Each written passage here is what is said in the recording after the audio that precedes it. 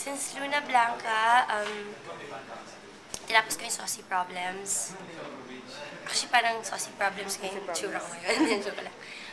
Tinapos ko yung Saucy Problems, tapos tumira ako sa ibang bansa ng almost 2 months para makasama yung pamilya ko. And then, pag uwi ko dito sa Pilipinas, nag-apprentice naman ako kay Direk Eric Mati para sa TV commercials. So, sinubukan kong gamitin yung pinag-aralan ko since graduate ako last year ng film. Medyo pinahinga ko muna siya, nag-focus ako sa pag-arte.